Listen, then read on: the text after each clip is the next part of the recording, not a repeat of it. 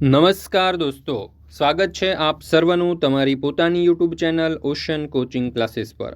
મિત્રો, ધોરણ 8ની ગુજરાતી વિષયની જે ગાલા સ્વાધ્યાય પોથી છે તેનો પાઠ નંબર 7 ભય માણસ છે નું સંપૂર્ણ અને સચોટ સોલ્યુશન આપણે આ વિડીયોની અંદર જોવાના છીએ। મિત્રો, આપણી આ ચેનલ ઉપર ધોરણ 8ની ગુજરાતી વિષયની દરેક જે ગુજરાતી વિષયની ગાલા સ્વાધ્યાય પોથીના દરેક પાઠના સંપૂર્ણ સોલ્યુશનના વિડીયો અને પીડીએફ મુકાઈ ચૂક્યા છે। તો જરૂરથી આ વિડીયો અને પીડીએફનો અભ્યાસ કરી લેજો તમારી પરીક્ષાની તૈયારી માટે, અને સ્વાધ્યાય પોથી એટલે આ ગાલા સ્વાધ્યાય પોથીના સોલ્યુશન માટે તમને ખૂબ જ ઉપયોગી થશે। અને આ પીડીએફ તમારે જોઈતી હોય તો આપણી એપ્લિકેશન ઓશન કોચિંગ ક્લાસીસ પર મુકાઈ ચૂકી છે, તો જરૂરથી ત્યાંથી મેળવી લેજો। ચાલો દોસ્તો, શરૂ કરીએ ગાલા સ્વાધ્યાય પોથી ધોરણ 8 વિષય ગુજરાતી પાઠ નંબર 7 ભય માણસ છે નું સંપૂર્ણ અને સચોટ સોલ્યુશન। પ્રશ્ન નંબર 1, વિકલ્પો। એમાં પહેલો સવાલ, માણસ શું કરતા કરતા લડી પડે છે? તો જવાબ આવશે વિકલ્પ સી, રમતા રમતા। બીજું, માણસ કોના જેવો મજબૂત હોવા છતાં દડ કરતા પડી જાય તેવો છે? તો જવાબ આવશે વિકલ્પ એ, પહાડ। ત્રીજું, માણસ કેવા અવાજ સાથે ચંદ્ર પર ચાલે છે? તો જવાબ આવશે વિકલ્પ ડી, ચપ ચપ। ચોથું, માણસ સૂર્યના વંશમાં જન્મેલો હોવાથી તે કેવો છે? તો જવાબ આવશે વિકલ્પ બી, પ્રભાવશાળી। પાંચમું, ક્યારે માણસની ખોટ વર્તાય છે? તો જવાબ આવશે વિકલ્પ એ, તેની જરૂર હોય ત્યારે। બીજું, કાઉન્સમાંથી યોગ્ય શબ્દ પસંદ કરી ખાલી જગ્યા પૂરો। પહેલું, હસતા હસતા ખાલી જગ્યા પડે ભઈ માણસ છે? તો જવાબ આવશે રડી। બીજું, પહાડથી એ કઠણ ખાલી જગ્યા માણસ છે? તો જવાબ આવશે મક્કમ। ત્રીજું, ખાલી જગ્યા પર ચાલે ચપ ચપ માણસ છે? તો જવાબ આવશે ચંદર। ચોથું, ને બે ડગલે ખાલી જગ્યા પડે ભઈ માણસ છે? તો જવાબ આવશે ખડી। ભર બપોરે ખાલી જગ્યા પડે ભઈ માણસ છે? તો જવાબ આવશે ઢળી। છઠ્ઠું, પૂજાવા જટ થયા ખાલી જગ્યા માણસ છે? તો જવાબ આવશે પાળિયા। ત્યાર પછી છે પ્રશ્ન નંબર 3, ખરા ખોટા। પહેલો સવાલ, માણસ ક્યારેક હસતા હસતા રડી પડે છે? તો જવાબ આવશે સાચું। બીજું, દડ પડી જનારો માણસ પહાડ જેવો મજબૂત નથી? તો જવાબ આવશે ખોટું। ત્રીજું, ચંદ્ર પર ઝડપથી ચાલનાર માણસ ક્યારેક 2 ડગલા ચાલવામાં પડી જાય? તો જવાબ આવશે સાચું। ચોથું, માણસ પોતાના સ્વાર્થ માટે પાળિયા બનીને પૂજાય છે? તો જવાબ આવશે ખોટું।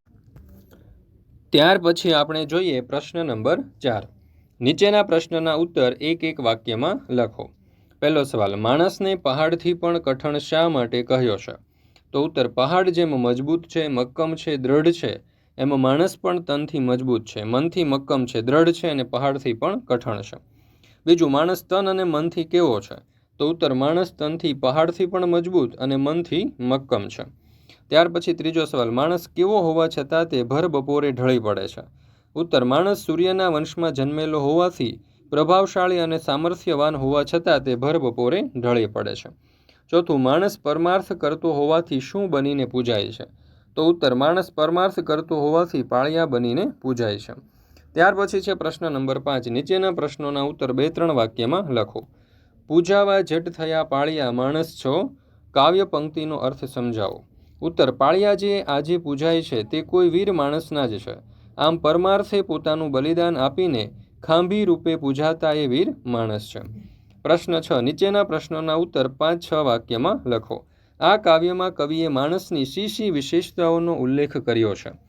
તો ઉત્તર, આ કાવ્યમાં કવિએ માનવ સહજ વિશેષતાઓનો ઉલ્લેખ કર્યો છે, જેમ કે માણસ છે એટલે એનામાં શક્તિ પણ છે અને મર્યાદા પણ છે, રમતા રમતા લડી પડે છે, હસતા હસતા રડી પડે છે, તન અને મનથી મજબૂત છે, છતાં ક્યારેક પડી જાય છે, નિષ્ફળ જાય છે, ચંદ્ર પર ચાલનારો માણસ ક્યારેક 2 ડગલા વચ્ચે અટકી જાય છે, પ્રભાવશાળી છે, છતાં ક્યારેક નિસ્તેજ બની ભર બપોરે ઢળી પડે છે। ત્યાર પછી છે પ્રશ્ન નંબર 7। નીચેના પ્રશ્નોના ઉત્તર તમારી નોટબુકમાં લખો। એમાં કાવ્યના આધારે માણસ કેવો છે?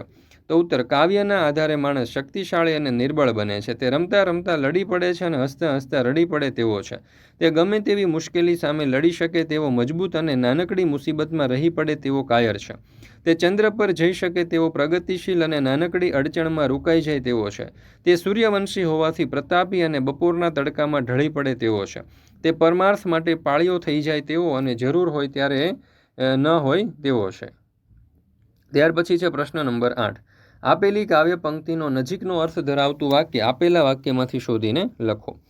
પહેલું, ટાણે ખોટિયું પડી, તો તે જ્યારે જરૂર હતી ત્યારે તમે નહોતા।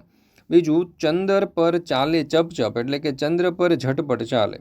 સૂર્યવંશીનો પ્રતાપ એટલે કે સૂર્યના વંશમાં ઉછરેલો। ત્યાર પછી છે પ્રશ્ન નંબર 9। આપેલી કાવ્ય પંક્તિનો ભાવ લખો। સૂર્યવંશીનો પ્રતાપ એનો માણસ છે, ભર બપોરે ઢળી પડે ભાઈ માણસ છે. તો આ રીતે આવશે. સૂર્યના વંશમાં જન્મેલો હોવાથી તે પ્રભાવશાળી છે, તે સામર્થ્યવાન છે, છતાં એ ખરા બપોરે ઢળી પણ પડે તેવો માણસ છે. પ્રશ્ન નંબર 10. નીચેના શબ્દની જોડણી સુધારીને લખો. સૂર્યવંશી તો સૂર્યવંશી, પ્રતાપ તો પ્રતાપ, ભર બપોરે તો ભર બપોરે, પૂજા, પાળિયા અને પાળિયા જેવા શબ્દોની સાચી જોડણી આપણે આપેલી છે. પ્રશ્ન નંબર 11. નીચેના શબ્દોના બે સમાનાર્થી શબ્દ લખો. માણસ એટલે કે માનવ અને મનુષ્ય, પહાડ એટલે ડુંગર અને પર્વત, કઠણ એટલે સખત અને મજબૂત, પ્રતાપ એટલે સામર્થ્ય અને પ્રભાવ, જટ એટલે તરત અથવા તાબડતોડ અને ટાણે એટલે અવસર અને પ્રસંગ. ત્યાર પછી છે પ્રશ્ન નંબર 12. નીચેના શબ્દોના વિરુદ્ધાર્થી શબ્દ લખો. હસવુંનું વિરુદ્ધાર્થી રડવું, કઠણનું વિરુદ્ધાર્થી પોચું અને મક્કમનું વિરુદ્ધાર્થી ઢીલું. ત્યાર પછી છે શબ્દ સમૂહ માટે એક શબ્દ. સ્મરણ માટે ઊભી કરેલી ખાંભી તો પાળ્યો, સૂર્યના વંશમાં જન્મેલું તો સૂર્યવંશી. ત્યાર પછી છે પ્રશ્ન નંબર 14. નીચેના રૂઢિપ્રયોગનો અર્થ આપી વાક્યમાં પ્રયોગ કરો.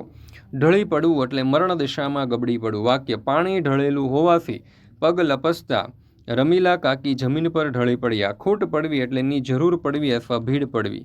વાક્ય. ભારત દેશને આજે સરદાર પટેલ જેવા મજબૂત મનોબળવાળા નેતાની ખોટ પડે છે. પ્રશ્ન નંબર 15. નીચેના શબ્દોના અર્થભેદ લખો. ડગલું એટલે બે પગલા વચ્ચેનું અંતર અને પગલું એટલે પગના તળિયાની છાપ. વશ એટલે તાબે અને શરણે. વંશ એટલે પુત્ર અથવા તો પુત્રાદિકનો ક્રમ. ત્યાર પછી છે પ્રશ્ન 16. નીચેના શબ્દમાંથી ધ્વનિઓ છૂટા પાડીને લખો. માણસ તો મ વત્તા આ વત્તા અણ વત્તા અ વત્તા સ વત્તા અ. કઠણ તો ક વત્તા અ વત્તા ઠ વત્તા ઠ વત્તા અ વત્તા અણ વત્તા અ. સૂર્ય તો સ વત્તા ઉ વત્તા ર વત્તા ય વત્તા અ. અને બપોર તો બ વત્તા અ વત્તા પ વત્તા ઓ વત્તા ર વત્તા અ. ત્યાર પછી છે પ્રશ્ન નંબર 17. નીચેની ધ્વનિઓને જોડી અને શબ્દ બનાવો. પ વત્તા અ વત્તા હ વત્તા આ વત્તા ડ તો પહાડ. મ વત્તા અ વત્તા ક વત્તા ક વત્તા આ વત્તા મ તો મક્કમ. વ વત્તા અ વત્તા શ વત્તા ઈ તો વંશી. પ વત્તા આ વત્તા અળ વત્તા ઈ વત્તા ય વત્તા આ તો પાળિયા. ત્યાર પછી છે પ્રશ્ન નંબર 18. નીચેના શબ્દોને શબ્દકોશના ક્રમમાં ગોઠવો. તો આ રીતે આવશે. ઢળવું, થવું, દડવું, પડવું, રમવું અને હસવું. ત્યાર પછી છે પ્રવૃત્તિઓ. એમાં પ્રશ્ન નંબર 1. ઉદાહરણ મુજબ કાવ્ય પંક્તિ બનાવો. રમતા રમતા લડી પડે ભાઈ માણસ છે, હસતા હસતા રડી પડે ભાઈ માણસ છે, દોડતા દોડતા દડી પડે ભાઈ માણસ છે, પડતા પડતા ખડી પડે ભાઈ માણસ છે, હસતા હસતા રડી પડે ભાઈ માણસ છે, ખરે ટાણે ખોટ પડે ભાઈ માણસ છે. ત્યાર પછી છે પ્રશ્ન નંબર 2. કૌંસમાં આપેલા શબ્દનો ઉપયોગ કરી અને ગીત કે કાવ્યની તમારી નોટબુકની રચના કરો. હસતા હસતા જીવનનો આનંદ લઈએ, લડતા લડતા મુશ્કેલીઓને પાર કરીએ, કૂદતા કૂદતા આકાશને આંબવા મફીએ, નાચતા નાચતા ઋતુઓના તલથન ગણીએ, ખાતા ખાતા જીવનની મીઠાશ માણીએ, ભાગતા ભાગતા નવ સપનાને શોધીએ, જીવનની ધારા વહેતી રાખીએ, હસતા લડતા કૂદતા નાચતા ખાતા ભાગતા એક પછી એક ક્ષણોને સજાવીએ. આ જીવન છે એક મહોત્સવ, એને ઉજવીએ, હસતા લડતા લડતા જીતીએ. ત્યાર પછી છે પ્રશ્ન નંબર 3. અહીંયા આપણને કહ્યું છે કે ઉદાહરણ મુજબ શબ્દ બનાવો અને તેના વાક્ય પ્રયોગ કરો. ચપ તો ચપચપ, બિલાડી ઘી ચપચપ ચાટી જાય છે. લપ તો લપલપ, મુન્નો ક્યારનો લપલપ કરે છે. લબ તો લબલબ, ગુમડાની જગ્યાએ મને લબલબ થાય છે. બણ તો બણબણ, માખીઓ મીઠાઈ પર બણબણ કરે છે. ટપ તો ટપટપ, કેરીઓ ટપટપ નીચે પડી. ગદ તો ગદગદ, નટુ કનુની વાત સાંભળી અને ગદગદ થઈ ગયો. ત્યાર પછી છે પ્રશ્ન નંબર 4. ઉદાહરણ મુજબ વાક્યને સજાવો. પેલું. દિયાએ સરસ વક્તવ્ય આપ્યું. તો દિયાના વક્તવ્યમાં શબ્દો ધાણીની જેમ ફૂટતા હતા. વીર ભામાશા મહાન દાનવીર હતા. તો દાનવીર ભામાશા આગળ કર્ણ પણ પાણી ભરે. લતા મંગેશકર સારા ગાયિકા હતા. તો લતા મંગેશકર કોકિલ કંઠી હતા. સૂર્ય ઉગ્યો એટલે સૃષ્ટિ જાગી ઉઠી. તો સૂર્ય ઉગતાની સાથે સૃષ્ટિ આળસ મરડી જાગી ઉઠી. નદીમાં પાણી વહેતું હતું. તો નદીમાં થનગનતી કન્યાઓની જેમ પાણી વહેતું હતું. મિત્રો, ધોરણ અહીંયા તમે જોઈ શકો છો કે ધોરણ 8ની ગુજરાતી વિષયની જે ગાલા સ્વાધ્યાય પોથી છે તે ગાલા સ્વાધ્યાય પોથીના દરેકે દરેક પાઠના સંપૂર્ણ સોલ્યુશનના વિડીયો અને પીડીએફ આપણી ચેનલ ઉપર મુકાઈ ચૂક્યા છે. તો જરૂરથી આ વિડીયો અને પીડીએફનો અભ્યાસ કરી લેજો તમારી પરીક્ષાની તૈયારી માટે. અને સાથે સાથે આ જે સ્વાધ્યાય પોથી છે એ તમારા સ્વાધ્યાય પોથીના સોલ્યુશન માટે પણ તમને ખૂબ જ ઉપયોગી થશે. તો જરૂરથી મિત્રો ફરી મળીશું આપણે ધોરણ 8 વિષય ગુજરાતી પાઠ નંબર 8ના સંપૂર્ણ સોલ્યુશન સાથે.